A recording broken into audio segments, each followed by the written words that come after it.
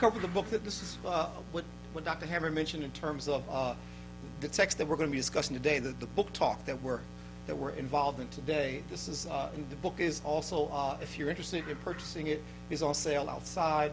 But the whole notion of Black Mecca, Harlem itself was called Black Mecca, or Negro Mecca, depending on how, but actually, to be honest with you, Wallace Thurman called it Black Mecca, not just Negro Mecca, but Black Mecca in the 1920s during the Harlem Renaissance. And that was because it was sort of a center. Mecca itself is seen as any kind of center of activity. When something is happening that's sort of almost exclusively a part of a group, you say, well, this is the Mecca of technology or something, right? Silicon Valley or, wherever, right? And so, but Black Mecca then, during the Harlem Renaissance, was titled such because it had a lot of cultural activity, a lot of even social activity, social activism during the 1920s Harlem.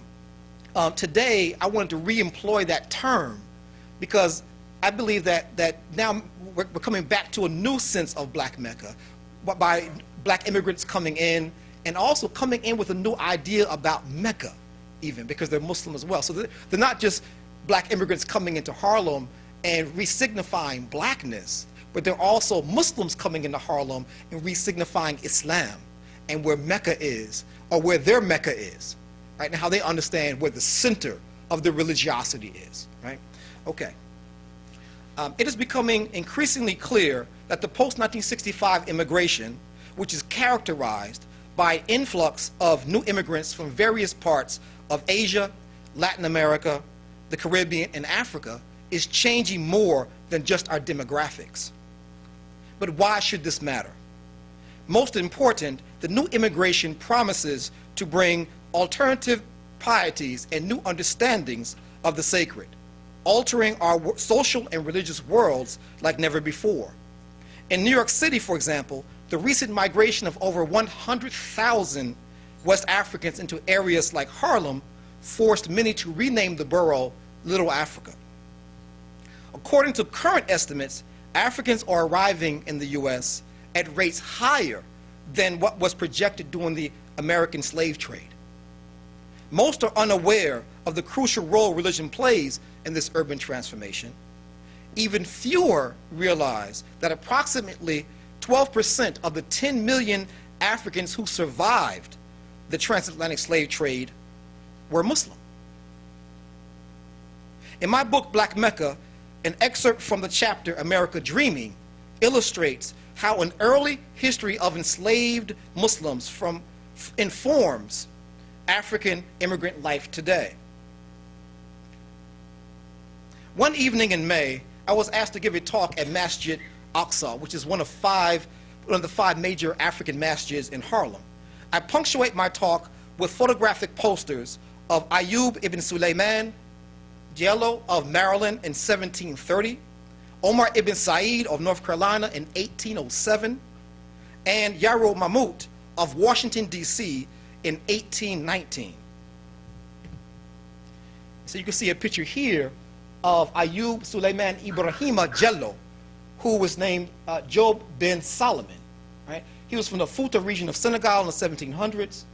He was captured while on a journey in Senegal. He comes from a very scholarly class. You can see the turban on his head indicates a high Islamic learning. Right? So he was extremely educated. It came from a very educated family in West Africa before being captured. He was brought to Maryland in 1730. He refused pork and wine. He was freed 2 years later because of his erudition. Because he was so educated, his master freed him along with others, right, who collaborated to free him. But he only served as a slave for 2 years. As a result, he wrote 2 Qur'ans out and translated Qur'ans into English for the Royal Society in England.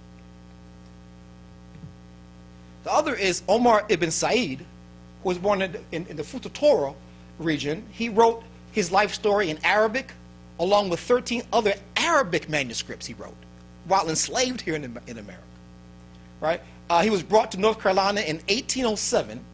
He practiced polygyny, which is interesting for an enslaved person. Served as an imam of a Muslim community. So he also served as an imam. So there was some community Muslim structure there. And I think this sort of flies in the face of the notion that somehow Islam starts in America with the Nation of Islam or something, you know, in terms of institutions. I mean, it starts very early on with Africans bringing Islam over and forming Muslim communities. Many of the women would even create the sadaqah. They would make these little patties to break fast during Ramadan. These are slaves. They're fasting during Ramadan.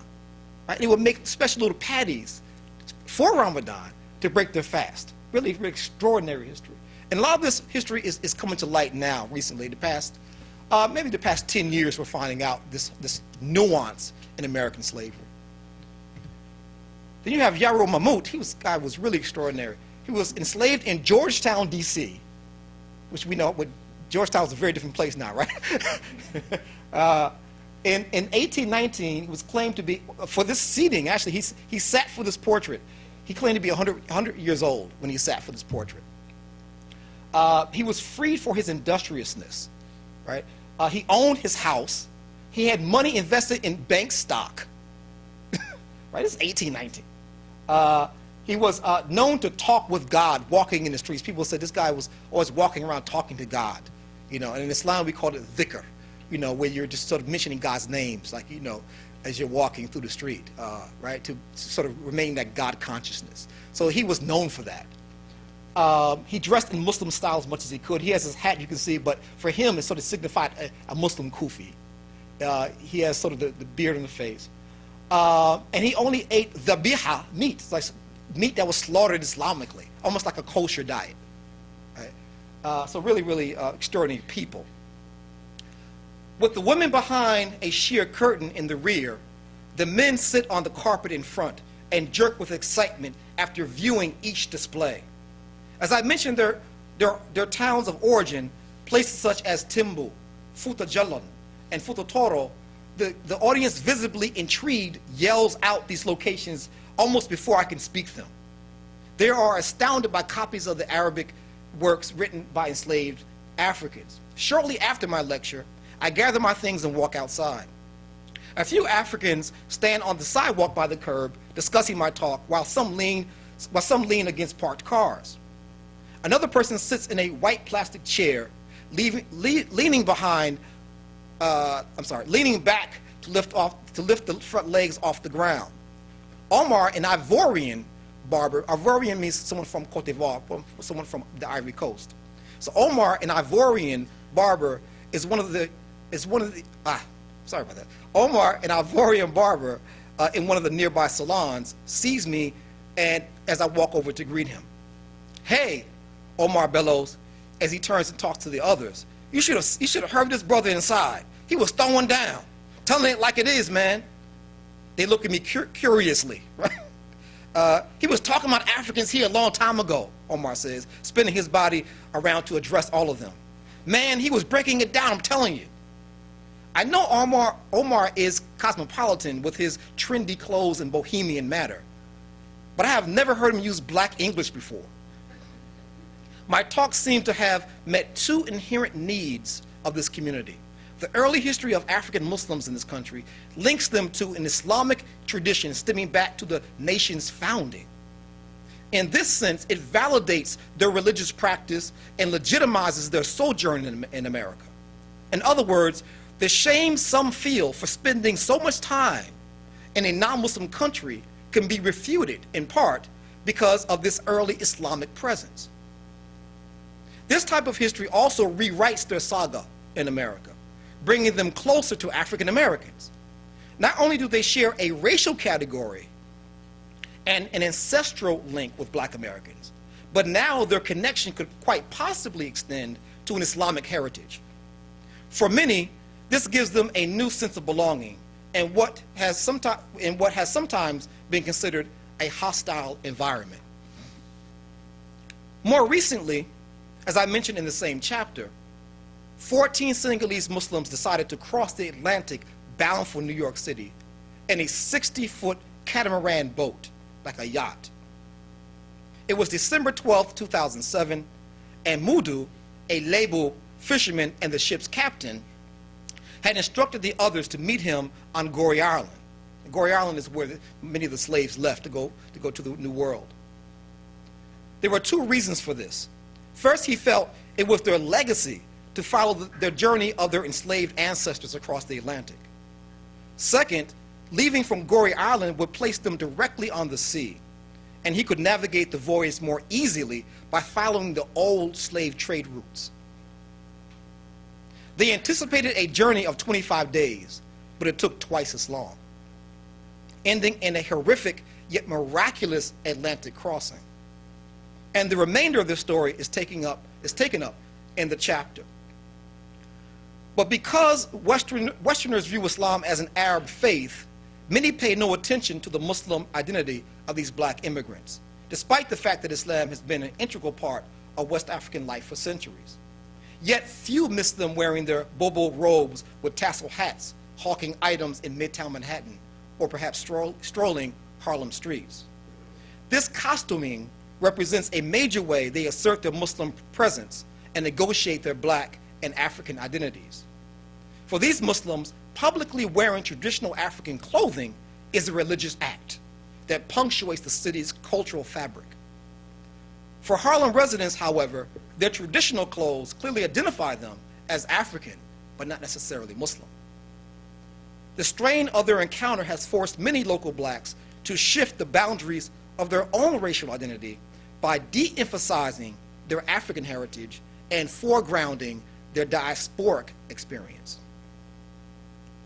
As markers of identity, Senegalese Muslims own and operate most of the restaurants, variety stores, fashion boutiques, and Islamic shops on and around 116th Street.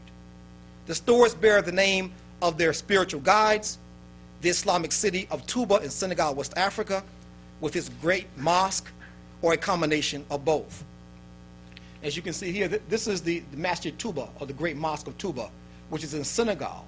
Touba was founded by Sheikh Ahmadou Bamba, who I'll come to shortly, but it was founded by their spiritual leader and guide.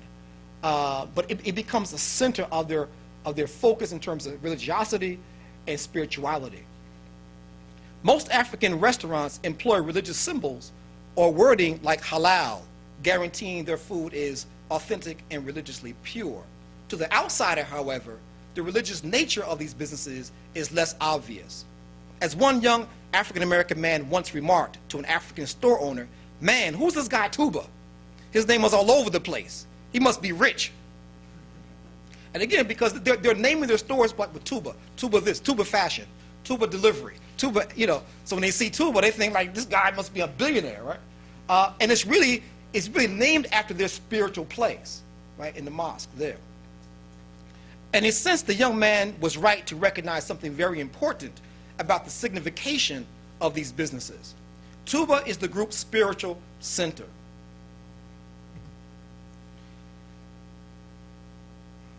Now, this is a New York Times article written in May 2002, of May 2nd, 2002.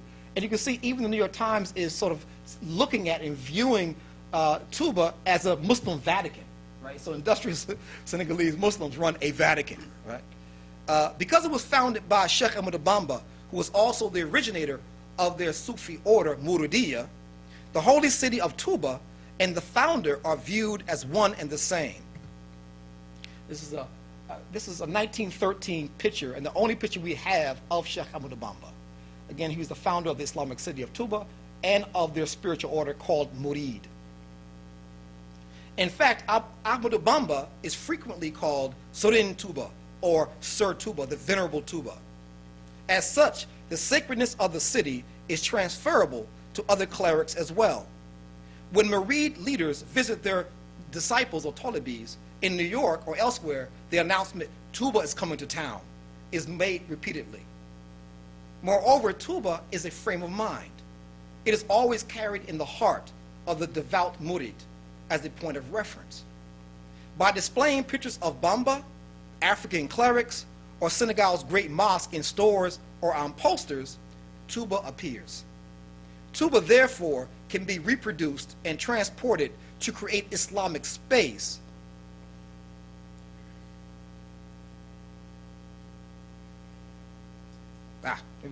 Touba, therefore, can be reproduced and transported to create an Islamic space that fuses their black African, and Muslim identities anywhere in the world. Over 20 years ago, for example, July 28th was officially named Sheikh Ahmadou Bamba Day in New York City. You can see here, can anyone point me out? Can you find me? Where am I? Right here. This is a hot July day, right? This is 2001, and in 2001, of course, this is after. Well, actually, this is before the September, the attack on the World Trade Center. But the parade after this, in 2002, you saw many more American flags. You can see the American flag here with the Senegalese flag on the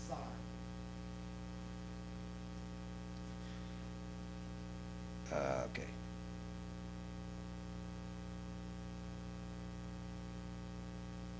Each day on this year, thousands of West African Muslims march in a long procession down 7th Avenue. Men, women, and children strut decked out in their traditional garb full of color and regalia. What sets this parade apart from many others like the St. Patrick's Day, Puerto Rican Day, and African American Day parades is the absence of elaborate floats, loud marching bands with girls dressed in bathing suits throwing batons, celebrities, or even televised coverage interpreting each event for viewers. In fact, when interviewed, not a single spectator knew what was going on or why. Most speculated it was something African, but couldn't figure it out. Why, after 20 years, would this Muslim group still undergo so much planning and organizing to have a police-escorted parade that no spectator understood? As the literature on parading suggests, these public performances, or street theater, allow ethnic groups to contest their identity and infuse space with special meaning. On the morning of the parade, Africans and others gather at the plaza of the Harlem State Office building. As people line up, the procession stretches for blocks. Marchers move into military-style formation with a section break between lines. For several hours, paraders momentarily alter the city's rhythm, and scripted banners, photographic posters mounted on poles, and piercing chants. A countervailing discourse on blackness spreads across one banner and reads, you can see on the bottom here is what it says, "Our blackness should not be an obstacle to our knowledge and our perfection. All men were created equal, Sheikh Ahmadou Bamba." The statement, "all men were created equal," is clearly reminiscent of Martin Luther King and major themes in black history. But their reference to our blackness clearly reveals an effort to define blackness on their own terms. By attributing the source of an important civil rights idea to the Marid founder, Sheikh Ahmadou Bamba, its Christian underpinnings are inverted, allowing them to shift their saga from the margins of society to the center of black America. Other banners with Islamic messages situate West African Muslims squarely within the larger Muslim world. At the same time, their Marid practices underscore the importance of their ethnic affiliation.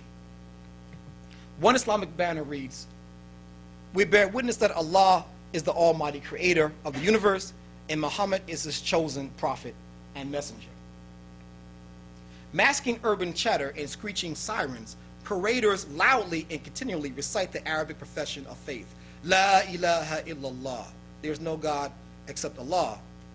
While this shahada is a constant for most Muslims, their African-style mantra clearly speaks to their attempt to assert themselves as authentic members of the global ummah or Muslim community. Finally, some banners or photographic posters underscore their Africanity, but not to the exclusion of their black and Muslim sense of self.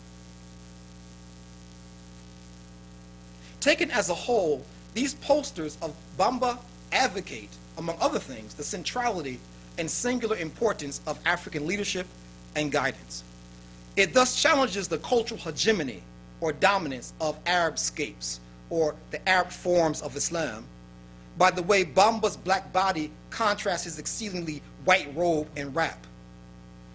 So as you can see here, what gets exaggerated is sort of the notion of piety. The fact that the head garb is draped across the mouth indicates piety, but the mouth is silent and the heart is open. right? But you also find, again, what's highlighted is the blackness of the leader itself, right? The pictures of the great mosques superimposed between African marabouts or African leaders circumscribe and proclaim an African sacredness as a unique way of viewing the world. So you can see here, again, you see a picture of the minaret in the middle, but also two other African leaders, African Muslim clerics, actually. And actually they're sons of Sheikh Ahmad Bamba. So the leadership is also hereditary now, although that's being contested by other members of the order, of the spiritual order. But as it stands now, the leadership is a hereditary one, stemming from Bamba all the way to his sons and other relatives. Okay. This display underscores the contours of an African identity, both male, as you can see here, another picture, a color picture of Abamba, and of several other clerics that they hold as in the parade. But it was male in this context, but it's also female in this context, because the picture here is Mam Jara Busu, who is Sheikh Ahmad Bamba's mother, right? And we don't have an actual picture of her, but we just have drawings that depict her. But for women, Mam Jara Busu is an example of Muslim female piety and strength and courage and industriousness as well. Right? So they hold up that poster. And for many, I've heard others say that she becomes almost like the Virgin Mary in a sense, in terms of her status in the Murid community. Okay. Altogether, these discursive practices reveal something profound about the nature of Islamic diversity in America and the complex processes involved in what it means to negotiate multiple identities, religion, race, and ethnicity, and divergent cultural worlds.